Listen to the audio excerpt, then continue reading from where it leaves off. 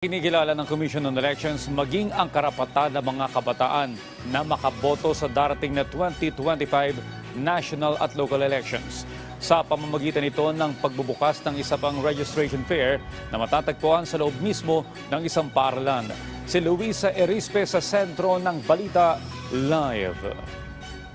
Audrey, hindi pa rin tumitigil ang Commission on Elections na masiguro na lahat ng magiging botante ay makakaboto sa 2025 national at local elections. Katunayan ngayong araw ay nagbukas ng isang registration fair ang COMELEC sa isang eskwelahan dito sa Maynila. Ang kabataan ang pag-asa ng bayan. Ito ang katagang iniwan ng ating pambansang bayani at hanggang ngayon isinasabuhay ng mga Pilipino. Kaya naman, ang Commission on Elections sinisiguro na kahit mga kabataan may malaking ambag sa darating na eleksyon. Kaya bukod sa kaliwat ka ng Register Anywhere program, isang registration fair ang binuksan ngayong araw sa University of Santo Tomas. Para sa senior high school student na si Marco, malaking tulong ito para makaboto siya sa darating na halalan. Sabi niya, noong nakaraang taon kasi, hindi siya nakapagparehistro dahil hirap na nga sa pamasahe, hirap din isingit sa oras. Before po kasi kakalipat lang namin sa Quezon City, so medyo naging mahirap din po yung processing ng documents. Like, kailangan pang kumuha ng barangay certificate. Yun. And I think hindi po ka talaga nagkaroon ng time. Thankful din na meron sa schools mismo kasi maganda na yung mga students mismo, especially yung mga bagong mag-register pa lang, makakuha na ng opportunity at nang walang hassle mag-register. Ayon sa COMELEC, sa 3 million na target nilang bagong magpaparehistro, kalahati nito ay mga kabataang nasa 17 hanggang 18 years old. Nakita naman nila, mainit ang kagustuhan ng mga bata na makaboto sa darating na halalan, lalo't bagong fast-track system ang gagamitin sa pagboto. Sabi naman ng PPCRV, malaking bagay na makaboto ang mga kabataan sa 2025 elections dahil sila pa rin ang magdidikta sa kanilang kinabukasan. Doon sa initial na naparehistro namin, karamihan po doon kabataan. Lalong-lalo na po yung mga hindi nakaboto ng barangay and SK elections. At yung nabalitaan na may bago tayong makina na gagamitin, gusto nilang masaksihan, ma-experience yung makabagong teknolohiya na yan, yung makabagong makina na gagamitin natin. Nakikinikinita namin na maaring pumalo yan ng mga 40% at least ng ating kabataang botante ngayon 2025 election.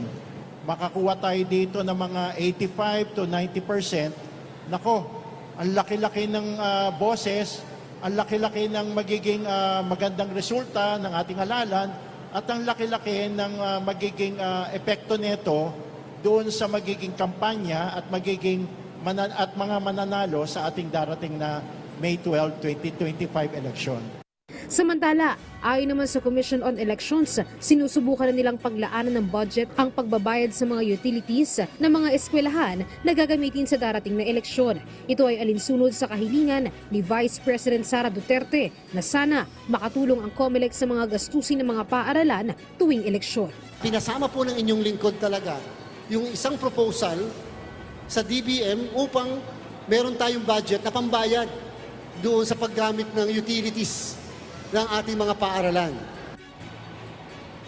Audrey, hindi naman ito ang unang beses na nagbukas ng registration fair ang Commission on Elections sa mga eskwelahan dahil sa iba't ibang bahagi ng bansa ay nakapagbukas na ng ganito ang COMELEC. Inaasahan na magbubukas pa ng maraming registration fair ang COMELEC sa mga eskwelahan dito sa bansa para nga mas maraming kabataan ang makapagparehistro para sa 2025 national at local elections. Audrey.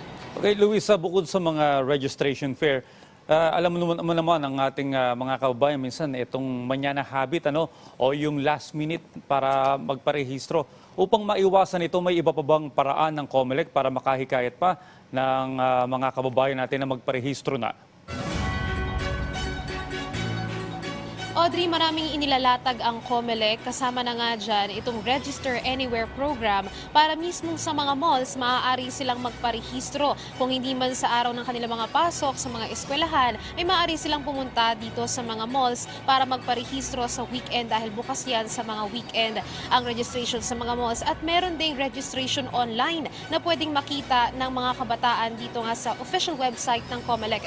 Dito ay mas madali rin silang makakapagparehistro, lalo at first time registrant sila o new registrant sila para nga dito sa darating na eleksyon. Audrey.